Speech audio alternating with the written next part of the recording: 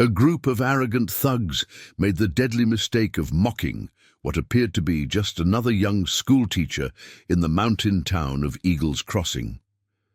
They had no idea that the quiet woman who spent her days teaching children their letters was once the most celebrated exhibition shooter in the American West, a woman who could split a playing card edgewise from 100 yards away. Before we jump back in, tell us where you're tuning in from, and if this story touches you, make sure you're subscribed, because tomorrow I've saved something extra special for you.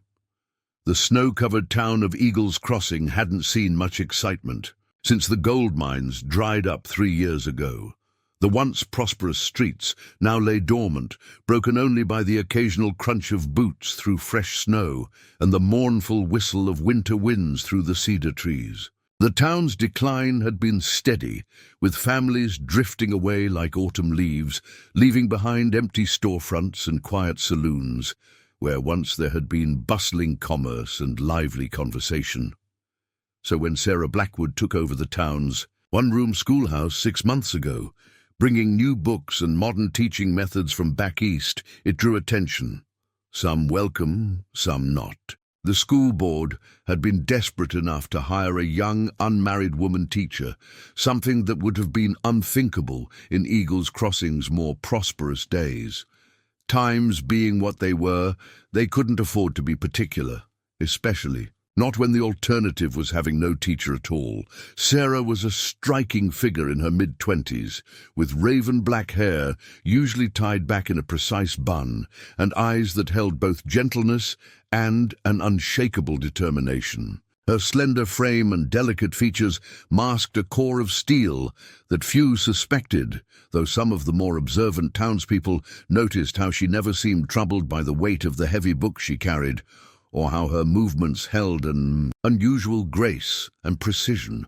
Her innovative teaching methods and natural way with children had transformed Eagle's Crossing's humble schoolhouse from a basic reading room into a place of genuine learning, despite the town's declining fortunes. Most folks knew her as the patient teacher who could coax even the most stubborn child into understanding their sums and letters, who stayed late to help struggling students, and who organized the town's first lending library. Parents marveled at how she could maintain perfect discipline without raising her voice, how she could capture children's attention with tales of far-off places and scientific wonders.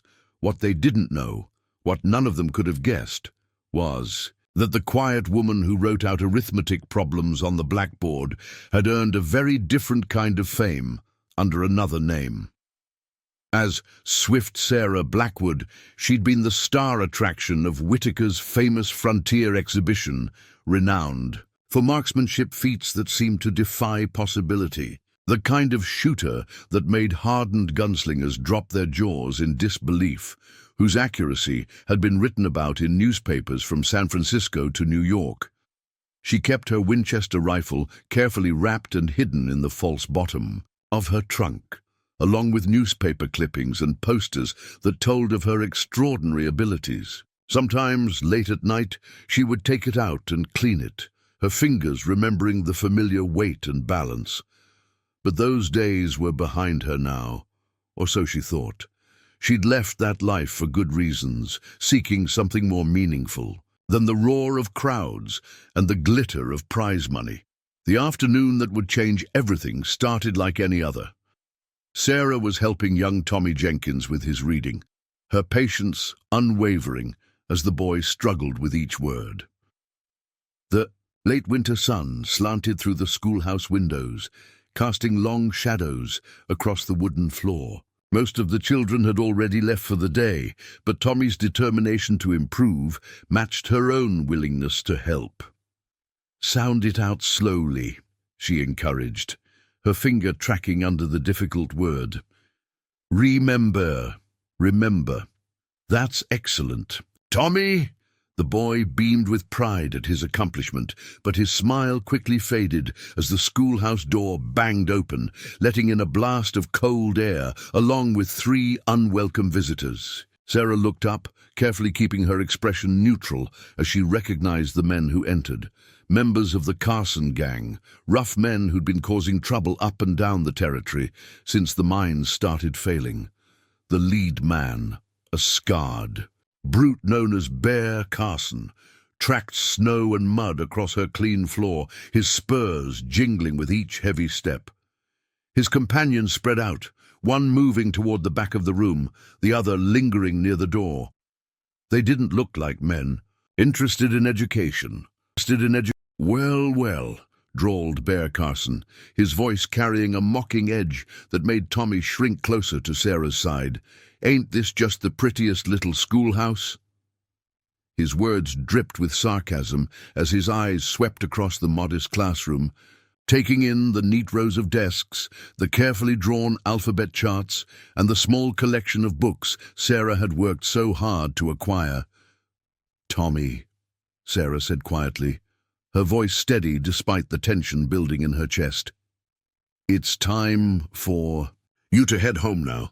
The boy hesitated, his young face clouded with worry, but Sarah gave him a reassuring nod. "Go on. Your mother will be waiting." Bear's companions made no move to stop the boy as he scurried past them, clutching his books to his chest. Sarah stood, slowly positioning herself between the men and her desk, where she kept a small derringer hidden in a false-bottom drawer. A gift from her old exhibition days that she'd hoped never to need. "Welcome to Eagles Crossing School," she said evenly, keeping her voice professional. "Can I help you gentlemen with something specific?" Bear's scarred face twisted into what might have been meant as a smile. "Matter of fact, you can, Miss Blackwood." He emphasized her name in a way that made her skin crawl. "Been hearing interesting things about this fancy school of yours. New books, new methods." He picked up a geometry text from a nearby desk, thumbing through it roughly before letting it fall to the floor. "Expensive stuff. The school board approved all our materials," Sarah replied carefully. She'd dealt with intimidation before, back in her exhibition days, when jealous competitors tried to force her out of shooting competitions. But this was different. Here, she had 28 children to think about, their education and safety, weighing on her conscience. The man by the door chuckled darkly. "School board ain't exactly flush with gold these days, is they? Makes folks wonder where all this," he gestured around the room, "improvement's coming from." Sarah understood immediately. The Carson gang had been squeezing every business in the territory, offering protection in exchange for regular payments. Now they'd set their sights on the school, probably assuming a lone female teacher would be an easy target. "My salary and the school's funding are matters of public record," she stated firmly. "The town council can verify every penny spent." Bear moved closer, his heavy boots leaving muddy prints on the clean wooden floor. "Thing is, Miss Blackwood, times being what they are, folks need to pay for protection. Insurance, you might say. Against accidents." He knocked a stack of primers off a student's desk, the books scattering across the floor like fallen leaves. Sarah's hand twitched slightly, but she kept it steady. Years of exhibition shooting had taught her the value of patience, of waiting for the right moment. "I think you should leave," she said, her voice carrying the same quiet authority she used to control unruly students. "Now that ain't very hospitable," Bear sneered, moving even closer. "We're just having a friendly business discussion. Ain't that right, boys?" His companions grinned, spreading out to flank her. "See, accidents happen all the time, to places that don't have proper protection. Fires, break-ins, terrible shame when schoolhouses burn down in the middle of winter." Sarah's mind raced through options. Her derringer was within reach, but against 3 armed men, it would only buy her seconds. The Winchester in her trunk might as well have been in San Francisco for all the good it did her now. But she had other advantages. Knowledge of the schoolhouse's layout, years of experience reading body language from her performance days, and most importantly, the element of surprise. "How much?" she asked, buying time as she subtly shifted her position, using the afternoon sun through the windows to her advantage. Now the men would have to look into the light to watch her. Bear's grin widened, thinking he'd won. $50 a month ought to keep accidents away. For now. The amount was outrageous, more than 2 months of her salary, and they all knew it. The school can't afford that, Sarah stated flatly.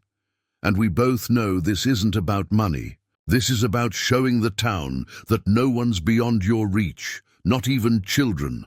Bear's face darkened. Careful, teacher lady. Sounds like you're implying something unfriendly about our business practices. His hand drifted toward his gun, a deliberate gesture meant to remind her of her vulnerability. What happened next seemed to unfold in slow motion to Sarah's practiced eye. The man by the door reached for his gun, a movement that should have given him every advantage. But Sarah had spent years studying motion, understanding the telegraph, of intent that preceded action. Her hand found the derringer, and in one fluid movement she sent a shot that knocked the man's gun clean from his grip before he could clear leather. Bear's draw was faster, but Sarah was already moving. She dove behind her heavy oak desk as his first shot splintered the wood where she'd been standing. In the chaos that followed, she heard gasps of shock from her attackers. They hadn't expected resistance, and certainly hadn't expected such. Precision from a schoolteacher. That was a warning, Sarah called out, her voice steady. The next one won't be, and believe me, gentlemen, I never miss twice. Kill her. Bear roared, but his next shot went wild, as Sarah's second round caught the oil lamp near him, plunging the classroom into sudden darkness as the winter sun had dipped below the horizon. In the confusion, she rolled to a new position, thanking Providence that she'd spent so many hours practicing her exhibition shots blindfolded. "Jesus Christ!" one of the men gasped. "Did you see that shot? That ain't natural." Bear's voice carried a new edge of uncertainty. "It's just luck. No schoolmarm can shoot like that. Find her." "Actually," Sarah replied, her voice seeming to come from everywhere and nowhere in the darkened room, "I'm not just any schoolmarm. Perhaps you've heard of Swift Sarah from Whitaker's exhibition." She allowed herself a small smile as she heard their sharp intakes of breath. The name still carried weight in certain circles. The name hung in the darkness like gun smoke. Swift. Sarah. For 5 years, that name had drawn crowds from St. Louis to San Francisco, had made hardened gunfighters question their own abilities. Bear Carson's breathing changed, becoming shallow and quick as recognition hit him. "You're lying," he snarled, but uncertainty had crept into his voice. Swift Sarah retired years ago, disappeared after that show in Denver. "Did I?" Sarah's voice carried a hint of amusement. "Or did I just find a different kind of stage?" She moved silently through the shadows, her exhibition training serving her well. "Though I must say, your marksmanship could use some work. Want me to demonstrate proper technique?" A shot rang out from one of Bear's men, the muzzle flash briefly illuminating the classroom. Sarah had already moved, the bullet splintering the blackboard where she'd been moments before. Her return shot knocked the man's hat clean off his head, drawing a yelp of terror. "That was a 1/4 inch above your scalp," she informed him calmly. "At this distance, I could have made it a 1/4 inch lower just as easily. Would you like me to prove it?" The sound of running footsteps told her that particular student had decided to withdraw from her impromptu lesson. Bear cursed viciously, but she could hear the fear beneath his anger. "Do you know who you're dealing with, woman? My brother runs the biggest gang in 3 territories. "Ah, yes, Butcher Carson," Sarah replied, circling to a new position. "I remember him from my exhibition days. Challenged me to a shooting match in Cheyenne. Lost rather badly, as I recall. Still owes me $50 and a new hat." The revelation seemed to stagger Bear. "That was you?" He said a devil in a dress shot the buttons off his coat while riding backward on a galloping horse. "One button at a time, at 50 paces, Sarah confirmed, allowing herself a small smile at the memory. "Though I always thought the backward riding was a touch theatrical. Mr. Whitaker did love his showmanship. The remaining henchmen had heard enough." To hell with this bear, I ain't fighting no ghost. Sarah's voice cut through the darkness. Wise decision. The door's behind you. I suggest you use it before I decide to demonstrate my card-splitting trick, only this time, maybe with something more substantial than playing cards. As the man fled, Sarah kept her attention focused on Bear. He was the real threat, cornered, desperate, and now humiliated. That made him dangerous. She heard him moving, trying to circle toward her desk where he'd seen her keep the derringer. You think this changes anything? He growled. You're still just one woman.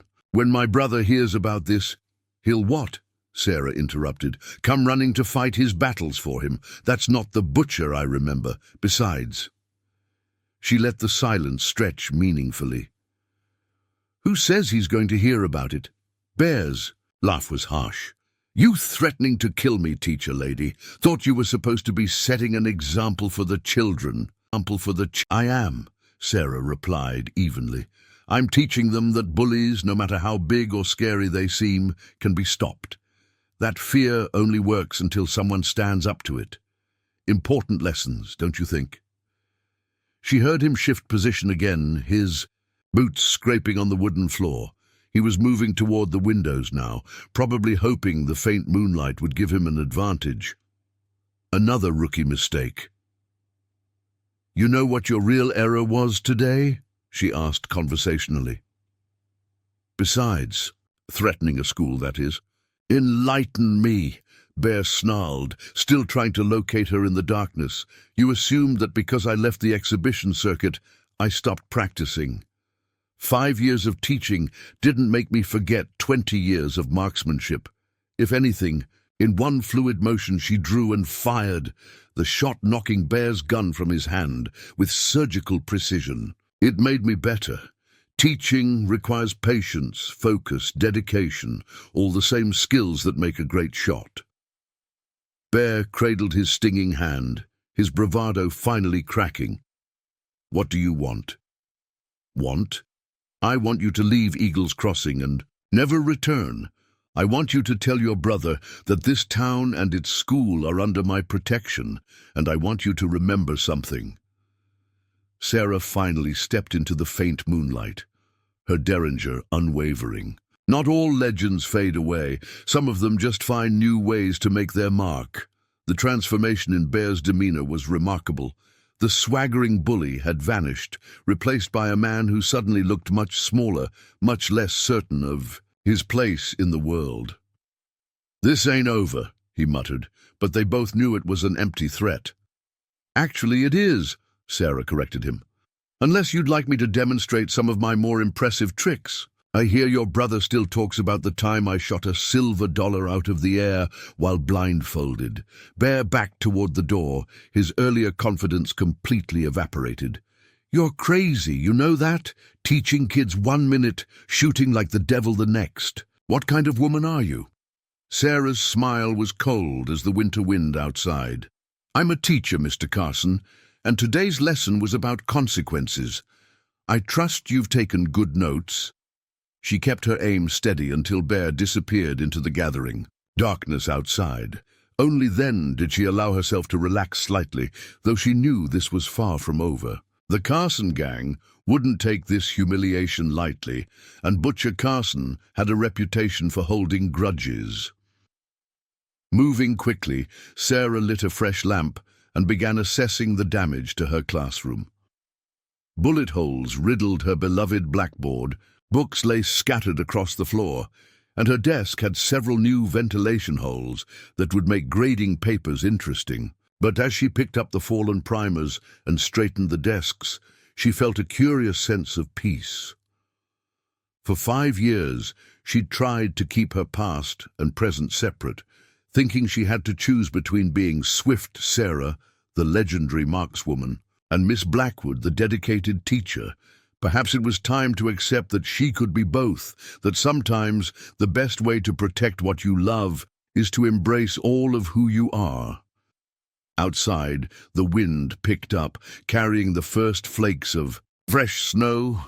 Tomorrow would bring new challenges, but for now, Sarah had a classroom to put in order. After all, she had 28 students counting on her to teach them their letters in the morning, though perhaps now she'd add a few subtle lessons about standing up to bullies and the importance of practice.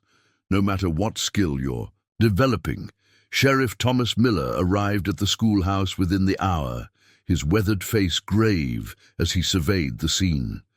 Bullet holes pockmarked the walls, and the acrid smell of gun smoke still hung in the air, despite the winter wind whistling through the broken window. 3 shots, he said quietly, examining the precise placement of Sarah's bullets. 1 to disarm, 1 to distract, 1 to warn. Clean and controlled. His eyes met Sarah's. "Not many people can shoot like that, ma'am. Not even in these parts. I try to keep in practice," Sarah replied, continuing to straighten her classroom. But the sheriff noticed how her hand never strayed far from the derringer, now resting openly on her desk. Miller removed his hat, running a hand through graying hair. "Bear Carson isn't just some local troublemaker. His brother Butcher runs most of the territory north of here. They call him that because of what he did to the last 3 towns that stood up to him. I know who Butcher Carson is," Sarah said quietly. "We've met." He wasn't impressed. Young Tommy Jenkins burst through the door before the sheriff could respond, his face flushed with excitement. Tommy worked at the telegraph office after school, and news traveled through him faster than winter wind through mountain passes. "Miss Blackwood, Sheriff," he gasped. "The Carson gang. They just rode north, but before they left they sent a telegram. I saw what it said." Miller's face darkened. "Out with it, boy." It said Swift Sarah in Eagles Crossing. Shot up. Bear bad. Bring everyone. Tommy swallowed hard. Then they added something else. Said schools open. Soft target. The temperature in the room seemed to drop several degrees. Sarah continued arranging books on shelves, her movements precise and methodical. To most observers, she might have appeared calm, even unconcerned. But Sheriff Miller had been lawman long enough to recognize the controlled tension in her posture. "Tommy," Sarah said softly, her voice carrying that special kind of quiet that made wise men tremble, "I need you to send a telegram for me." "Yes, ma'am." The boy pulled out his notebook with shaking hands. "To Butcher Carson. Message reads, I once split a playing card at 100 yards while standing on a galloping horse. All of your men together couldn't match that shot. Come prove me wrong." She paused. "Sign it Swift Sarah."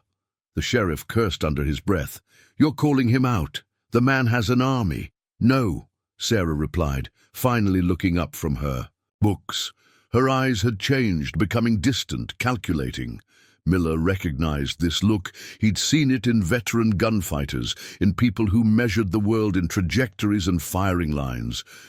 "I'm giving him a choice. He can either stay away and keep his reputation, or he can come here and lose it, along with anything else I decide to take from him. The school board will want to close the school," Miller warned. "Move the children somewhere safer." Sarah's hand found the Winchester rifle she'd retrieved from her trunk, her fingers automatically checking its condition. "This school stays. Open, Sheriff. These children have a right to their education. If Butcher Carson wants to threaten that, he'll learn why they used to call me the fastest shot west of the Mississippi." "Miss Blackwood," Tommy spoke up, his young voice trembling slightly, "is it true what they're saying? Were you really the Swift Sarah from the posters, the one who could shoot a dime out of the air?" Sarah's expression softened as she looked at her student. "That was a long time ago, Tommy. I left that life because I wanted to do something more meaningful than entertaining crowds. But sometimes—" She checked the rifle sights with practiced precision. "Sometimes the skills you try to leave behind are exactly the ones you need to protect what matters." Sheriff Miller watched her movements, noting the fluid grace with which she handled the weapon. "The town council will want to meet. This affects everyone." "Then let them meet," Sarah said firmly. "But make sure they understand something, Sheriff. This isn't just about me, or even about the school. It's about showing people like the Carsons that they can't rule through fear forever. Sometimes all it takes is one person willing to stand their ground. As the sheriff left to make his preparations, Sarah began writing on the blackboard. Not lesson plans now, but calculations of distance and wind resistance, trajectories and firing positions. She'd taught her students that knowledge was power, but she'd never expected to demonstrate it quite like this. Outside, the snow continued to fall, covering Eagles Crossing in a blank white canvas. Soon enough, that canvas would be painted with whatever colors fate and gunpowder decided. The real lesson was about to begin. Word of Swift. Sarah's presence in Eagles Crossing spread through the territory like wildfire. By nightfall, the town had grown unnaturally quiet, its streets empty save for the occasional whisper of wind through fresh fallen snow. Folks who'd known Sarah Blackwood only as the patient schoolteacher now looked at their schoolhouse with new eyes, wondering what other secrets lay behind its frost-covered windows. Dr. Martha Chen was the first to offer help, arriving at the schoolhouse's back door with her medical bag and a determined expression. The town's only physician had treated enough gunshot wounds to know what was coming. "I won't leave," she declared before Sarah could speak. "Someone needs to be ready when the shooting starts." Sarah welcomed her in, noting how the doctor's eyes immediately went to the defensive positions she'd begun preparing. She'd moved desks to create cover, calculated firing lanes, and was now checking sight lines from the school's upper windows. They'd dismissed classes early, using the fading daylight to transform their place of learning into a fortress. "Butcher Carson won't come alone," Martha said, organizing her medical supplies on a back counter. "I treated some of his men last year when they passed through. Professional killers, every one of them, cold as mountain ice." "How many?" Sarah asked, helping the doctor arrange bandages. "I counted 15 that time. Word is, he has at least 3 times that many now." Martha paused, looking at Sarah carefully. "They say he once burned down an entire town in Montana because the sheriff there refused to pay protection money. Didn't leave anyone alive to tell the tale. That's the trouble with bullies." Sarah's quiet voice came from the stairs as she descended with her exhibition rifle, a custom-made Remington she'd used during her show days. The precision weapon had an octagonal barrel and a scope that could pick out targets at distances other shooters couldn't even see clearly. "They think numbers make them invincible, makes them careless." Old Jim Harrison, who ran the livery stable, came by while Sarah was upstairs.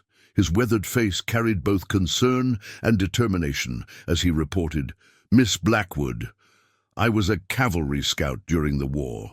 My eyes ain't what they used to be, but I still know how to watch approaches and signal trouble." Sarah nodded appreciatively. "Thank you, Mr. Harrison. We'll need those skills. Butcher's men will try to surround us under cover of darkness." A knock at the door made them all tense, but it was only Robert Chen, Martha's husband and owner of Eagles Crossing's general store. His family had helped build the town from its earliest days, staying through boom and bust. "Miss Blackwood," he said, bowing slightly, "my wife reminded me that our store's upper floor overlooks the main street. Its roof would provide excellent—" He smiled thinly.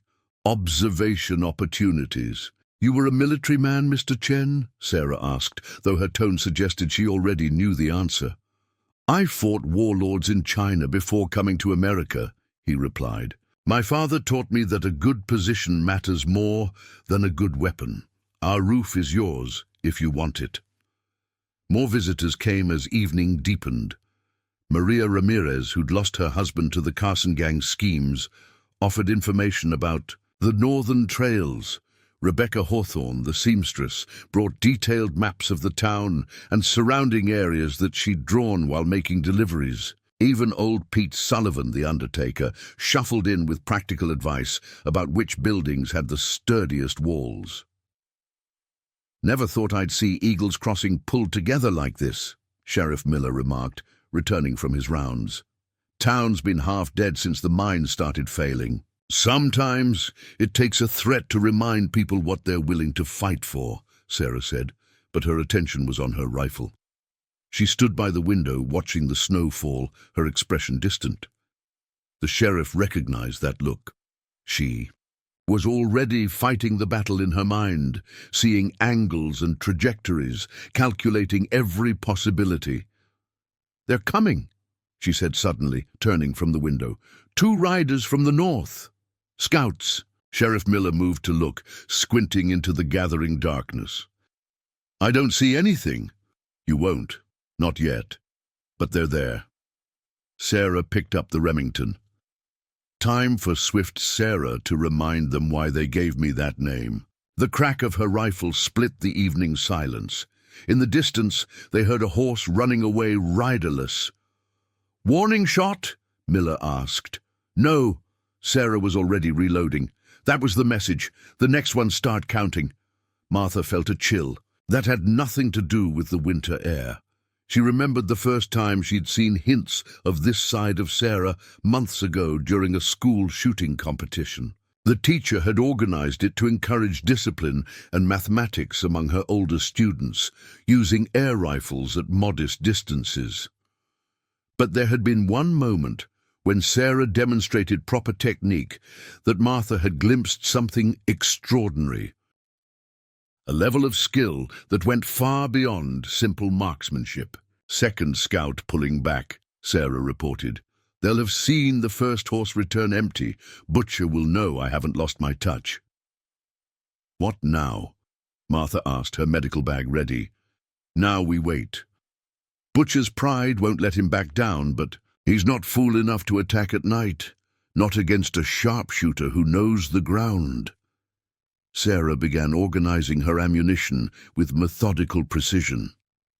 "He'll come at dawn, thinking the rising sun will blind me." "How many men?" Sheriff Miller pressed. "If he's as angry as I think, he'll bring everyone. 40, maybe 50. Sarah's voice remained calm, as if discussing a routine lesson plan. "Numbers won't matter.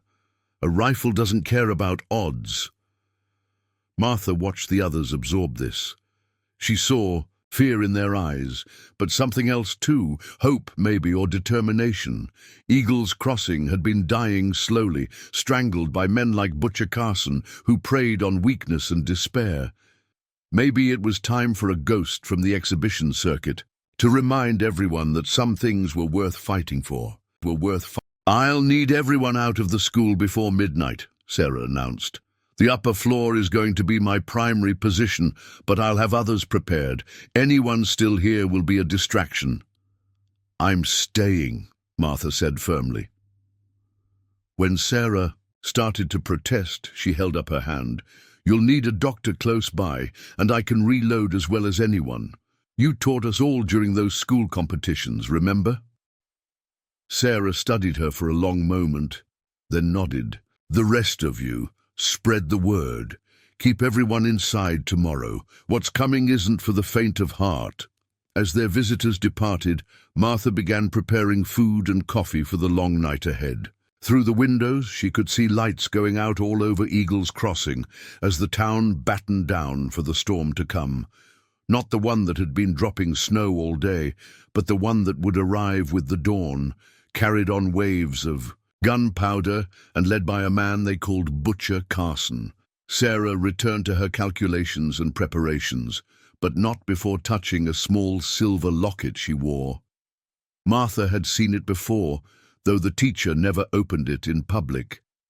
Now, Sarah's fingers traced its outline thoughtfully.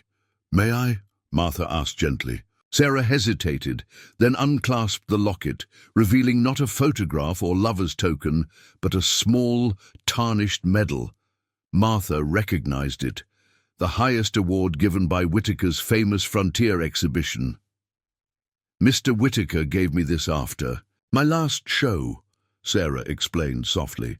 "Said I was the finest shot he'd ever seen, but that there had to be more to life than entertaining crowds. He's the one who encouraged me to become a teacher, to use my discipline and patience for something."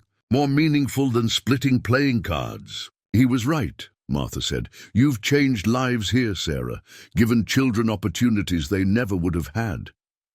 And now I might have to take lives to protect those opportunities. Sarah's voice held no self-pity, just quiet resolution. The exhibition circuit gave me fame, but teaching gave me something worth protecting. Tomorrow we'll show Eagles Crossing and Butcher Carson exactly why that makes me more dangerous than any trick shooter they've ever seen. As midnight approached, Robert Chen returned with unexpected news. Riders coming from the east, he reported, his breath visible in the cold air. Not Carson's men, different, military precision. Sarah moved to the window, Remington cradled in her arms. Through her scope she studied the approaching riders, their movements illuminated by the moon on snow. Interesting, she murmured. Very interesting indeed. The riders entered Eagles Crossing quietly, their horses' hooves muffled by fresh snow.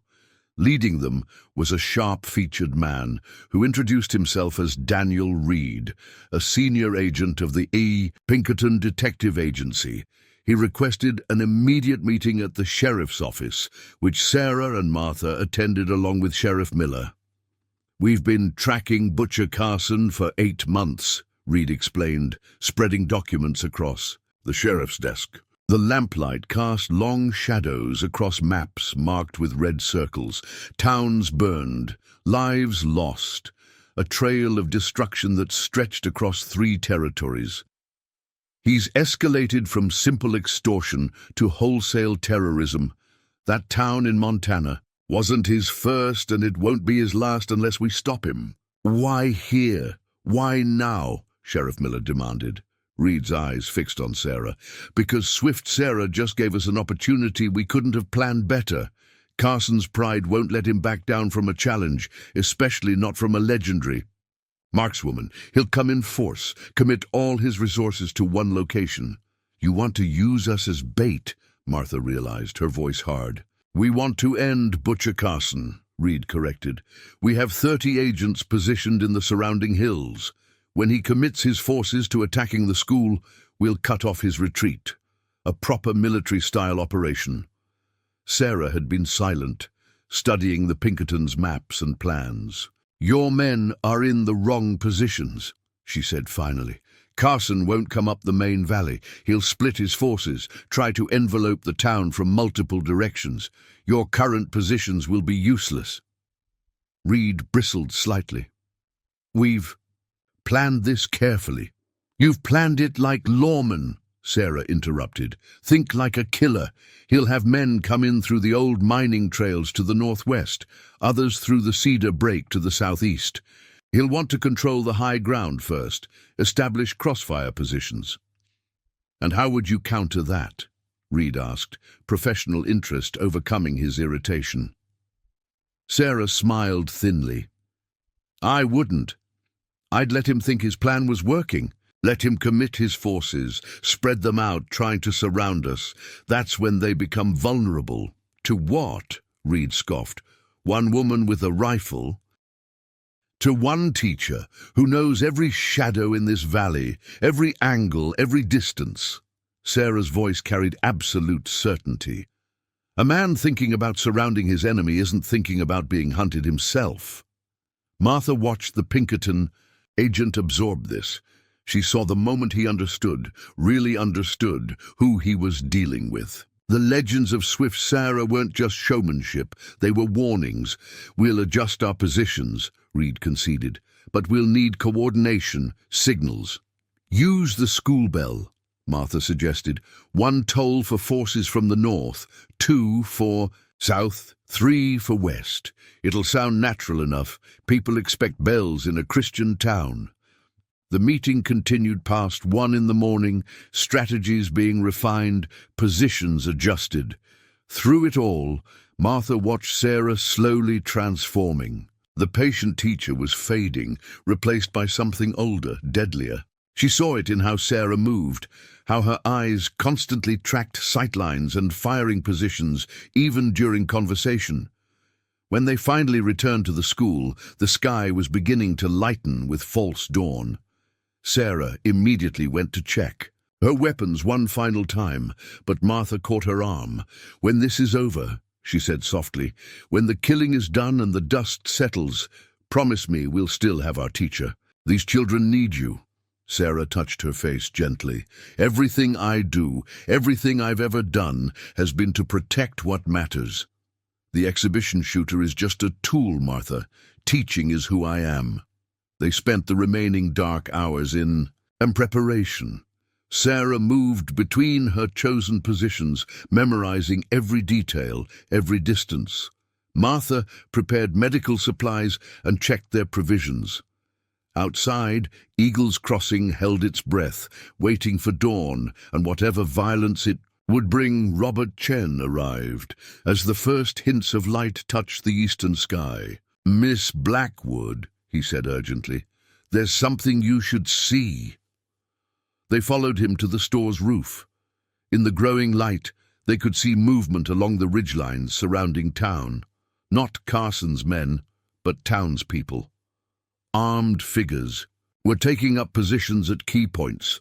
Old miners who knew every tunnel and shaft, ranchers who could shoot the eye out of a coyote at 500 yards, even some of Sarah's older students' parents. "They came during the night," Robert explained. "Said they wouldn't let you face this alone. My wife's been organizing them, showing them where to position themselves." Sarah studied the impromptu defenders through her scope. "They'll be killed," she said quietly. "Maybe," Martha replied. "Or maybe they'll remind Carson that there's more to fear in these mountains than one famous shooter." Before Sarah could respond, the school bell rang once, the signal from Jim Harrison that riders were approaching from the north. Through, her scope, Sarah counted them, her expression grim. "God Almighty," Martha breathed as she used her binoculars. "There must be 60 of them." 63, Sarah corrected, already calculating angles and fields of fire, plus whatever forces. "He's holding in reserve, more than we expected." She glanced at Martha. "Last chance to leave. Take the back trails south. I can hold them here." Martha checked the loads in the spare rifles she'd prepared. "My place is here. Someone has to patch you up when this is over." Movement caught Sarah's eye. A single rider approaching down the main street, a white flag held high. Even at this distance, the resemblance to Bear Carson was clear. This would be Butcher himself, coming to parley. "Brave of him," Martha remarked. "Calculated," Sarah replied. "He knows I won't shoot a man under a flag of truce. That would spoil the story he needs to tell later about how he gave the famous Swift Sarah every chance to surrender before destroying her." Sheriff Miller met Butcher Carson in the street, the two men's breath fogging in the cold air. Even from their position, they could hear Carson's voice carrying clearly. He wanted to be heard. "Come out, Swift Sarah," he called, his tone almost jovial. "Let's discuss this like gentlemen before things get messy. My brother made a mistake, but surely we can reach an accommodation." Sarah's response was to put a shot into the snow beside Carson's horse, close enough to make the animal dance nervously. The message was clear. "I could kill you where you stand, but I'm choosing not to." Carson's laugh carried through the cold air. "Still the showwoman, I see. But can you watch every angle at once? I have men surrounding this town. They'll burn it to the ground on my order, all because you couldn't let one little protection racket slide." "It's not about the protection money," Sarah called back, her quiet voice somehow carrying just as far. "It's about men like you thinking fear gives you ownership. This school belongs to its children. This town belongs to its people. Belongs to its people?" Carson spread his arms, indicating the empty streets. "I don't see any people, Swift Sarah. I see cowards hiding behind locked doors while you play hero. How many innocent folks are you willing to sacrifice for your principles?" Martha touched Sarah's arm as movement caught her eye. "Southeast corner," she whispered. "They're trying to flank around behind the livery stable. Sarah nodded slightly. She'd been expecting this. "Signal Reed," she murmured. "Tell him they're moving exactly as we predicted." Martha struck a match and held it in the window briefly, a simple signal to the hidden Pinkerton agents that the trap was being baited. Through her binoculars, she could see answering flashes from concealed positions. Everything was proceeding according to plan. "Last chance, Sarah," Carson called out. "Surrender now, leave town with your life, and we'll let bygones be bygones. Fight, and I'll paint these streets red." Sarah's response was another shot, this one taking Carson's hat cleanly off his head. The man didn't even flinch. A brave man, whatever else he might be. "Have it your way, then," Carson said, his voice hardening as he turned his horse. "Their blood is on your hands." As Butcher Carson rode back to his men, Sarah quickly moved positions, heading for the school's bell tower. This time Martha stayed. In the main building, they'd prepared multiple firing positions, planning to make Swift Sarah seem like a phantom that could strike from anywhere.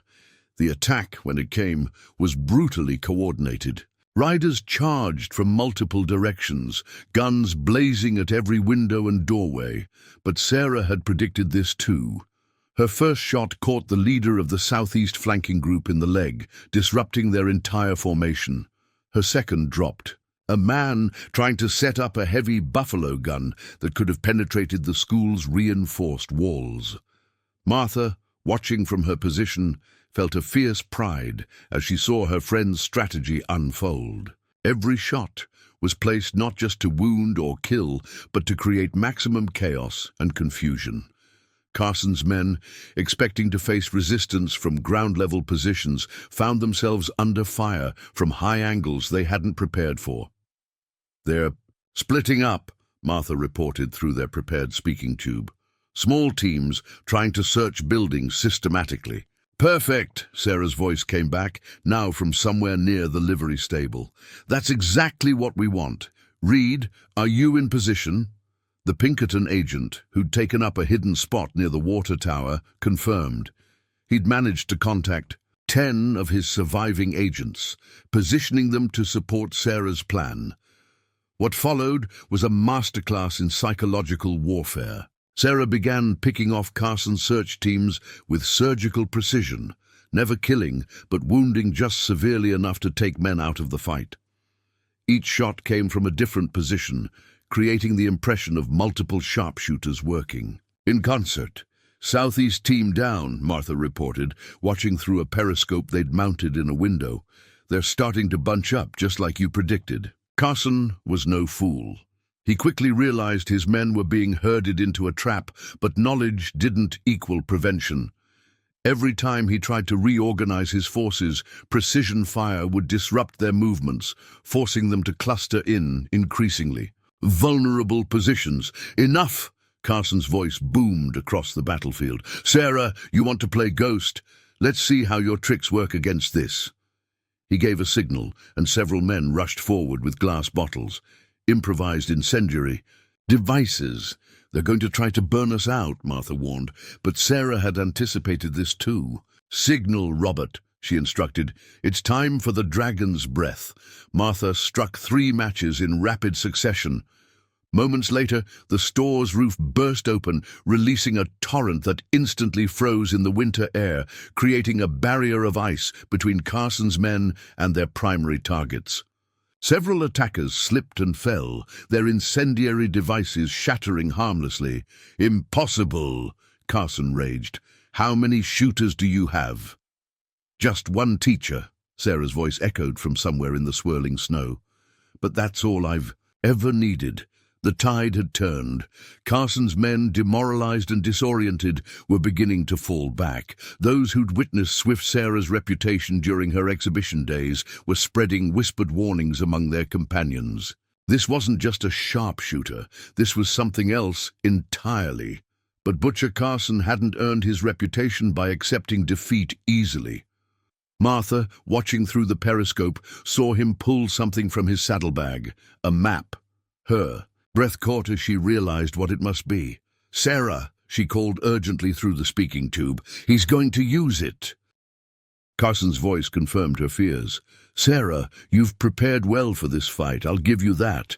But did you prepare the old mine tunnels, the ones that run right under half these buildings?"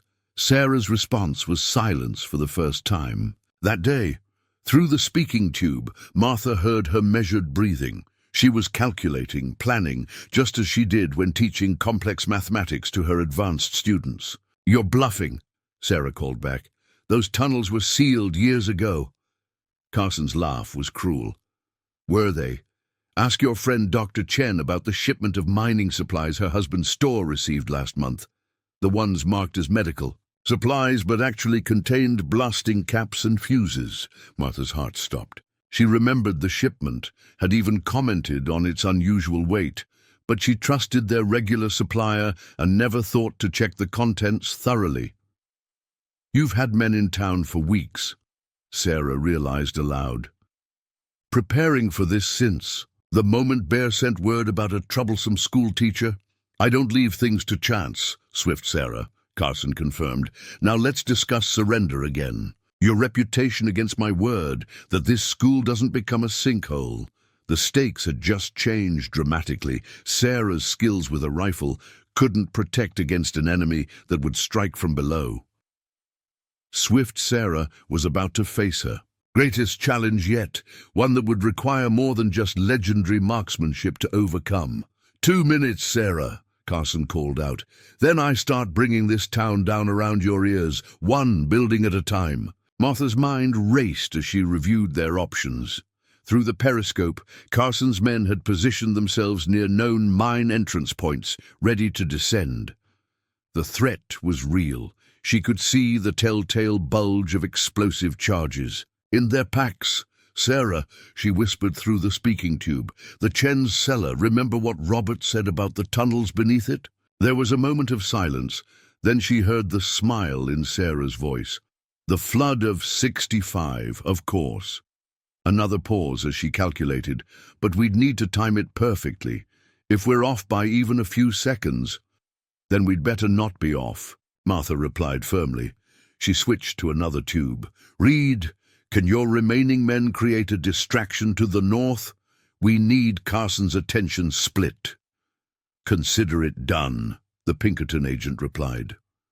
Moments later, shots rang out from the north. "End of town," drawing some of Carson's men in that direction. "Time's up, Swift Sarah," Carson announced, but his ultimatum was cut short by a new sound, wagons approaching from the east.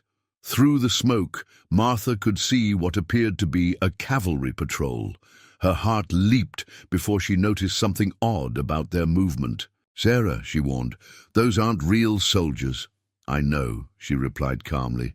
"More of Carson's men trying to trick us into thinking reinforcements have arrived. But they've made 2 mistakes." "What mistakes?" "First, real cavalry scouts would have flankers out."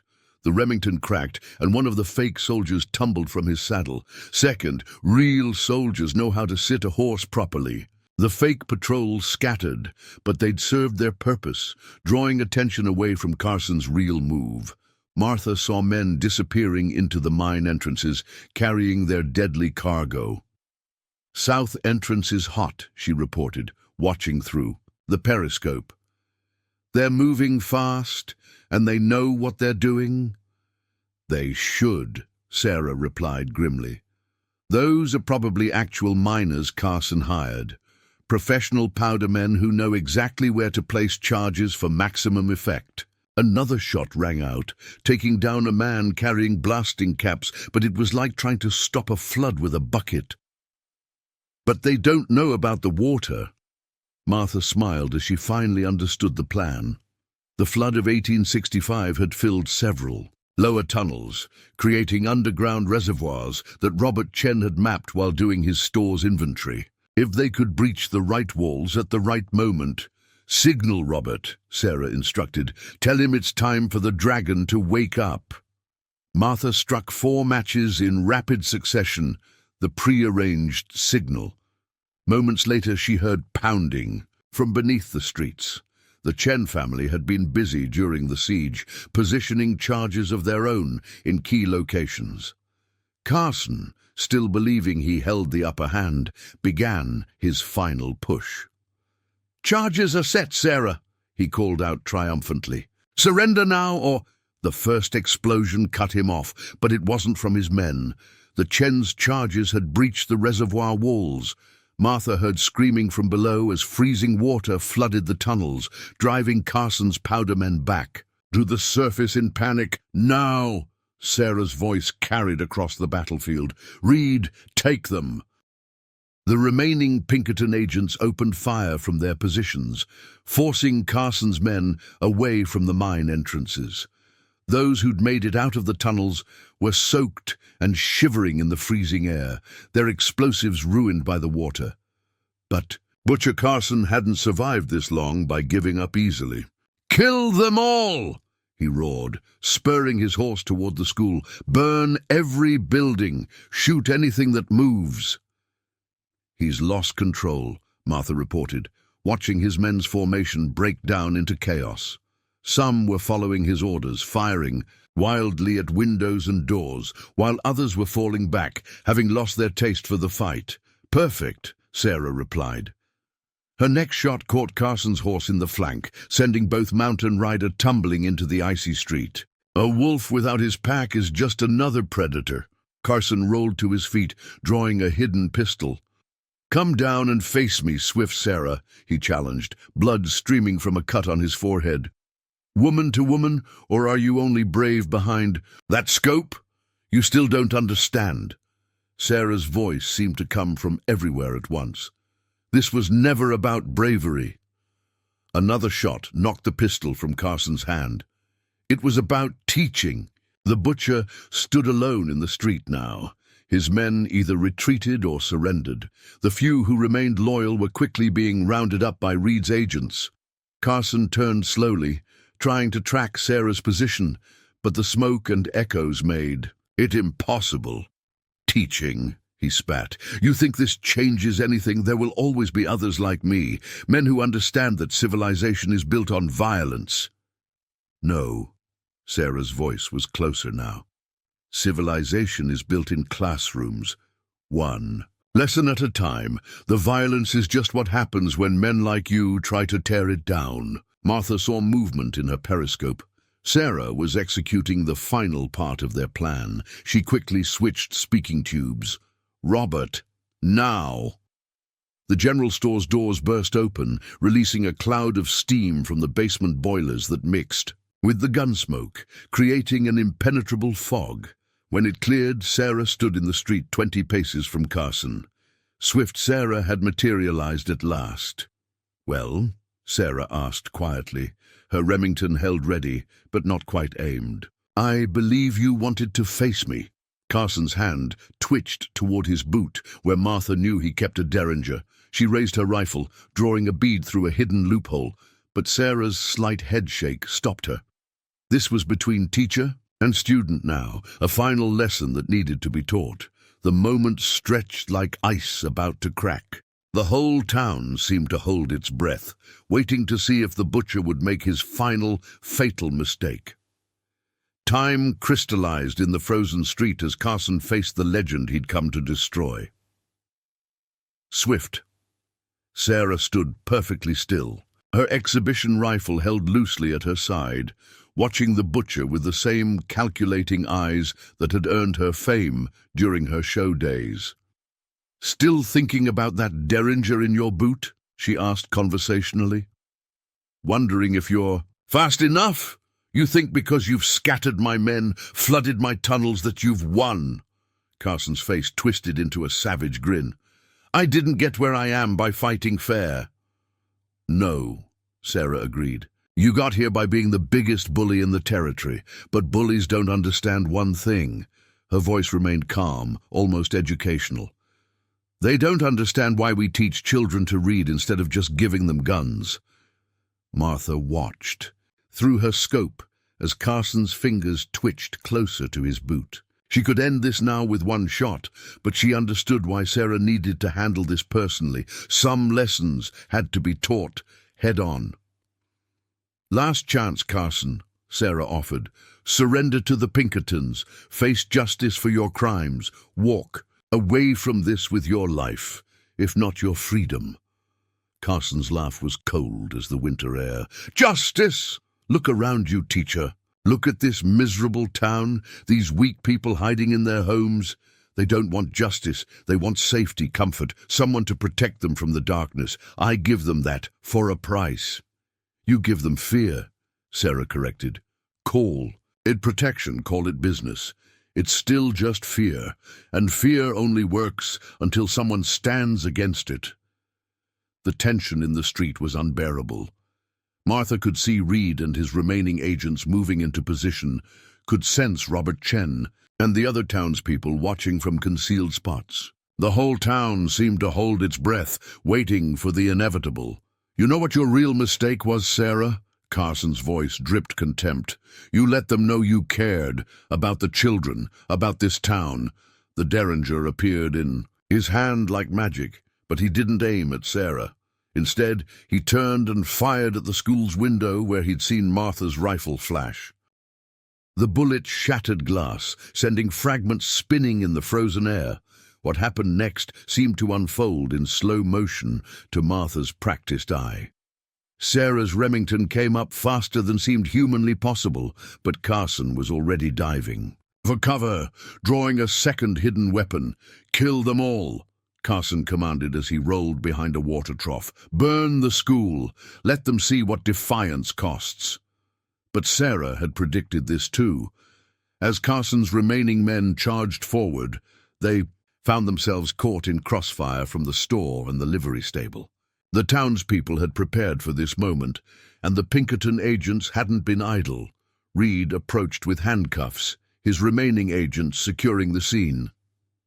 Butcher Carson, he announced formally, by the authority of the Pinkerton Detective Agency and the United States government, you're under arrest for murder, extortion, and too many other crimes to list. Standing there in the cold as they led Carson away, Martha joined Sarah in the street. Around them, townspeople were emerging from their hiding places. Robert Chen and his family were already organizing cleanup efforts, while Martha's medical skills would soon be needed treating the wounded, friend and foe alike. It's over, Martha said softly, touching Sarah's arm. The butcher is caught. The school is safe. For now, Sarah replied, but she smiled as she said it. There will be others. Let them come, Martha said firmly.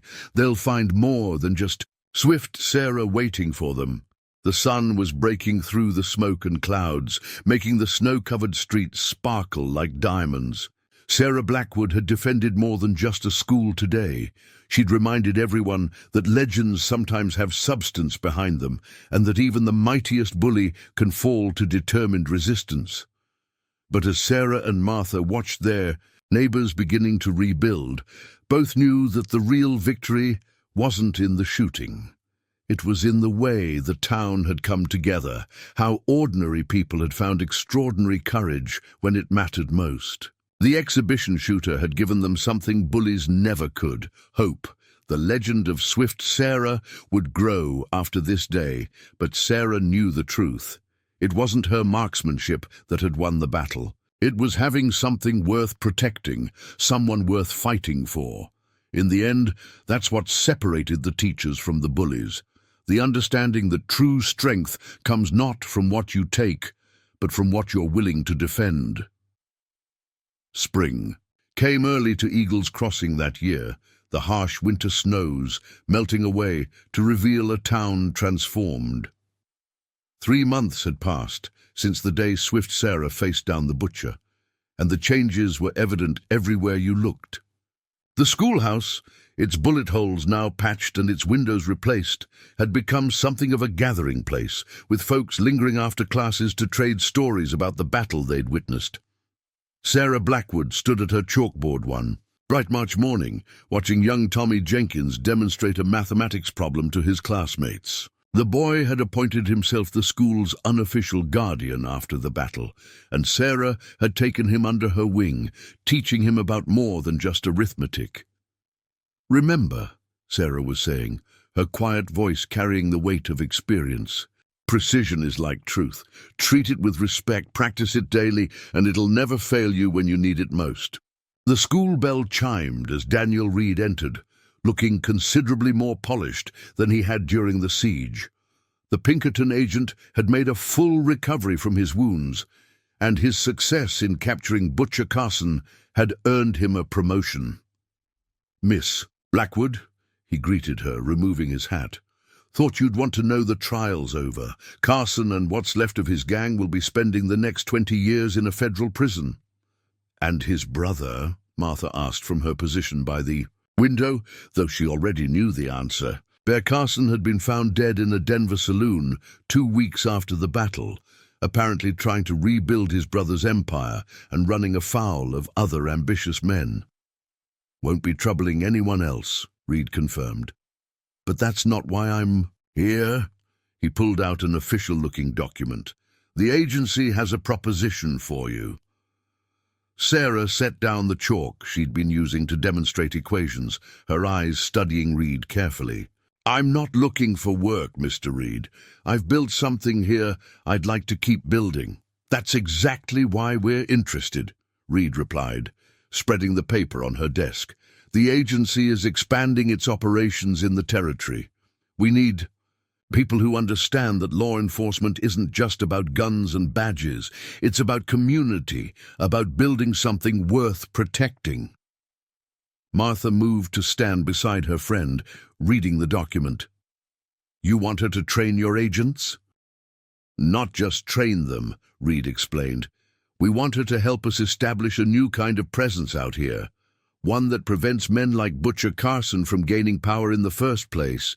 Your school would remain yours, but you'd have official backing, resources, support." Before Sarah could respond, Robert Chen appeared in the doorway, his usually calm face showing unusual excitement. "Miss Blackwood, you need to see this." They followed him outside to find a crowd gathering in the street. A stagecoach had arrived, but it wasn't the regular mail run. This was a private coach, expensively appointed with armed guards riding escort. "State Education Commissioner," Robert explained quickly. "Word is they're planning new schools for the territory, deciding which. Towns get the first proper academies." The commissioner, an elegant woman named Elizabeth Harding, was being greeted by Sheriff Miller, but her eyes kept straying to the schoolhouse, taking in the now famous sight of Swift Sarah's stand against the butcher. "Your reputation precedes you, Miss Blackwood," she said as they approached. "Or should I say Swift Sarah? We've heard remarkable things about this town's recent transformation." Sarah remained typically quiet, but Martha stepped forward with a welcoming smile. "Eagles Crossing has always had potential, ma'am. Recent events just help remind folks of that fact." "Indeed."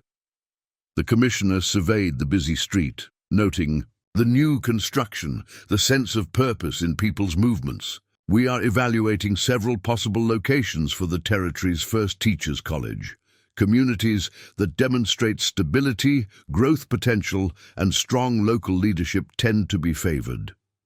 Martha caught the subtle emphasis on leadership and glanced at Reed's document still in Sarah's hand.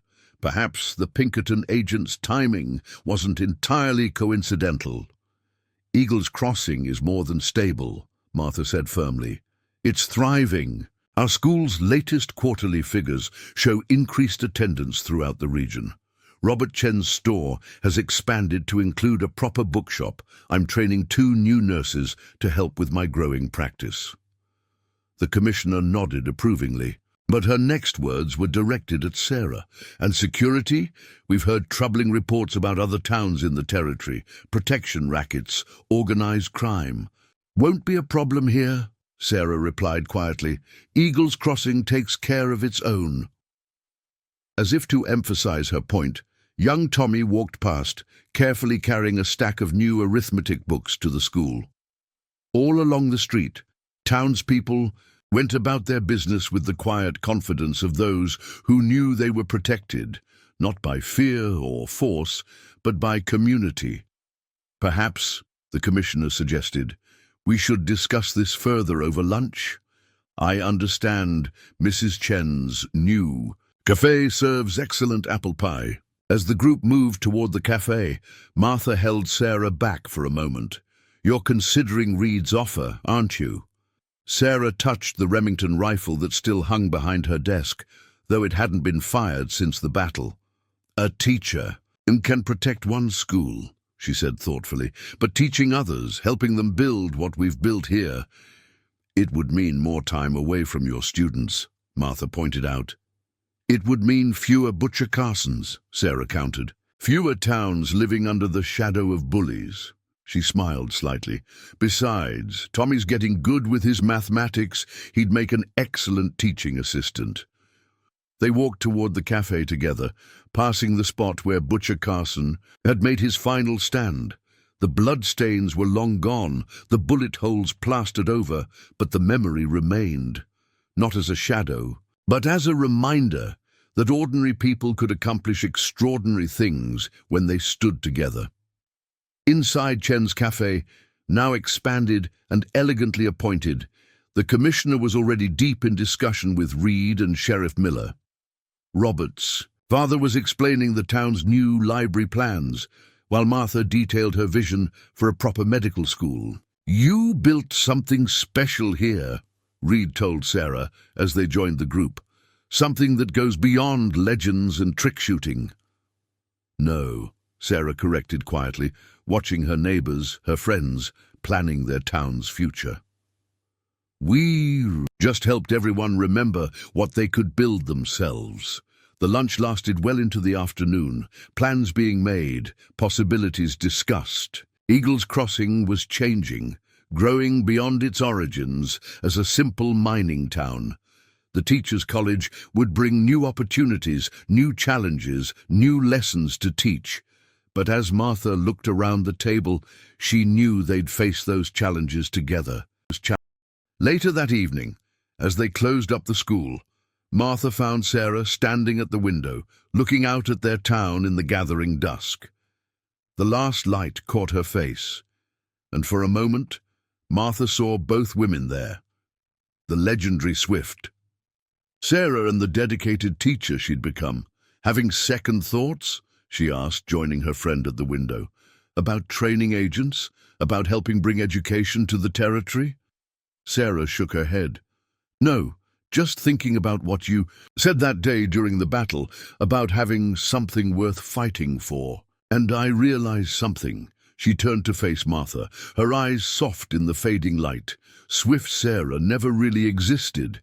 She was just a name people gave to something they didn't understand. What mattered, what's always mattered, was having someone worth being more than a legend for. Martha took her friend's hand, feeling the strength that could steady a rifle or guide a child's first letters with equal skill. Outside, Eagles Crossing settled into the evening, its streets peaceful, but not empty. The butcher was gone. The exhibition shooter could rest, and the town they'd helped build would continue growing, protected not by legends or fear, but by the simple truth Sarah had taught them all, that ordinary people standing together could face down any threat. And if new bullies came prowling, well, Swift Sarah's students kept their arithmetic sharp and their aim sharper. Some legends, after all, are best taught in the classroom. As summer faded into autumn, Eagles Crossing continued to grow and change. The Teachers' College brought new faces, new opportunities, new challenges. But unlike other boom towns, it grew strong from its roots up. Every new teacher, every settler quickly learned the town's unspoken rule: stand together or don't stand at all. Sarah's training program expanded, sending ripples across the territory. Towns that had once lived in fear of men like Butcher Carson began to transform, following Eagles Crossing's example. The remaining criminal gangs found themselves facing not individual targets, but united communities, backed by well-trained, vigilant protectors. One evening, as they closed the school, Martha found Sarah teaching their newest student teacher, a young woman who'd fled an abusive situation in Kansas, how to handle herself with difficult students. Remember, Sarah was saying in that quiet voice that had guided so many others, discipline isn't about force. It's about knowing what you're protecting and who's standing beside you when you protect it. The young woman nodded, her eyes bright, with understanding. In her face, Martha saw the same transformation she'd witnessed across Eagle's Crossing. Fear giving way to confidence, isolation replaced by belonging. "You're building an army," she told Sarah later that night as they sat on their newly added school porch, watching the town's evening activities. "No," Sarah corrected gently. "I'm helping people build communities. An army fights wars. Communities build futures." The last light caught her dark hair, now streaked with occasional silver, reminding Martha how much had changed since that winter. Day when Butcher Carson had learned the true meaning of Swift Sarah's legend. The woman beside her had transformed too, finding a way to be both the patient teacher she'd always been and the protector the territory needed. "And us?" Martha asked, thinking of the latest rumors of gangs trying to establish new territories further north. "Are we done with legends and bullies?" Sarah smiled, touching the Remington that was never far from reach. "A teacher doesn't disappear. When the lesson's learned," she said thoughtfully, "she stays, watching, guiding, protecting not through fear but through wisdom." She took Martha's hand. "Besides, every good story needs its storytellers." As night settled over Eagle's Crossing, lights twinkled in windows up and down the bustling streets. Music drifted from the new dance hall, mixing with the sound of children playing in the expanded schoolyard. The stagecoach's evening whistle echoed through the valley, no longer a herald of danger, but a promise of connection to the wider world. The teacher and the doctor had built more than just a safe haven. They'd created a blueprint for civilization itself, one that was spreading across the territory like the first light of dawn after a long darkness. And if new bullies came prowling, wearing different clothes and speaking with different accents, they'd find more than just one legendary markswoman waiting for them. They'd find a community that understood its own strength, guided by a quiet teacher and her remarkable friend, who had learned that the greatest legends aren't built on fear, but on the simple, unshakable power of people standing together. The State Education Commissioner's latest visit brought unexpected news. "The governor himself wants to meet you, Miss Blackwood," she announced over tea in the schoolhouse. "Your methods, both educational and practical, have caught his attention." Sarah continued grading papers, her movements precise and economical as always. "I'm just a teacher, Commissioner. The methods belong to everyone who's used them." A teacher who turned the territory's most notorious outlaw into a cautionary tale, the Commissioner noted, who's inspired dozens of communities to establish their own schools, their own defenses. The governor feels, and I agree, that what you've built here could be a model for the entire frontier. Martha watched her friend carefully, seeing her process this opportunity. "The school," Sarah began. "We'll have the finest teachers we can train," the Commissioner assured her. "Your legacy here is secure. But think of how many other communities could benefit from your complete educational approach." That evening, as they walked home under the first stars, Martha finally asked the question that had been building. "Will you accept?" Sarah paused, looking back at the schoolhouse where she'd taught so much more than reading and arithmetic. "When I left the exhibition circuit, I thought I was leaving Swift Sarah behind, thought I had to choose between being a legend and being a teacher." She smiled softly. "Maybe the real lesson was learning that sometimes the best way to teach is to be both." The next morning brought another reminder of how far they'd come. A group of women from a neighboring town arrived at the school, led by one of Sarah's former student teachers. They had heard about Eagle's Crossing's methods and wanted to learn. "We're tired of waiting for someone else to protect us," their spokesperson explained. "We want to build something like you have here. Something that stands." Sarah glanced at Martha, who nodded approvingly. Soon the schoolhouse had become an impromptu academy, with Sarah teaching not just marksmanship, but the principles of community organization and mutual support that had made Eagles Crossing strong. "A gun is just a tool," she told them, echoing the lessons she'd learned so well. "Your real strength comes from standing together, from building something worth protecting." As autumn painted the mountains in gold and crimson, more changes came to Eagles Crossing. The Pinkerton office expanded, now serving as a regional headquarters for Reed's new community-based approach to law enforcement. The Stagecoach Company, impressed by the town's stability, decided to build their territorial maintenance shops there, bringing more jobs and opportunities. But perhaps the most significant change was less visible. Other towns began sending observers wanting to learn Eagles Crossing's secrets. They found no complex strategies, no revolutionary tactics, just the simple, powerful truth that had emerged from that winter battle, that ordinary people, properly organized and motivated, could stand against any threat. One evening, as the first snow began to fall, Sarah and Martha stood on the school's porch, watching the town prepare for winter.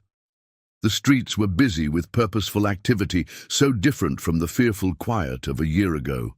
"Do you miss it?" Martha asked suddenly. "The excitement of the exhibition days?" Sarah considered this, absently touching the Remington that still hung in her office. "I thought being Swift Sarah was about being exceptional, separate, a legend that lived in gunsmoke and applause." She smiled, watching Tommy Jenkins, now a full teaching assistant, leading a group of younger students through their evening lessons. But maybe the real legend was about teaching others to stand tall, to face their own bullies. As the snow fell, softly on Eagles Crossing, covering the town in a blank white canvas, Sarah and Martha knew that this was just the beginning. The teacher had done more than win a battle. She had created a legacy that would inspire generations to come. A story about ordinary people who discovered that true civilization wasn't built with guns or fear, but with books and courage and the unshakable strength of a community standing together. The legend of Swift Sarah had become something more than just a tale of marksmanship and bravery. It had become a lesson, a blueprint, a promise that echoed across the changing frontier. Some legends protect, some teach, and some stories never really end. They just change form, like shadows at dawn, guiding the way toward a brighter future.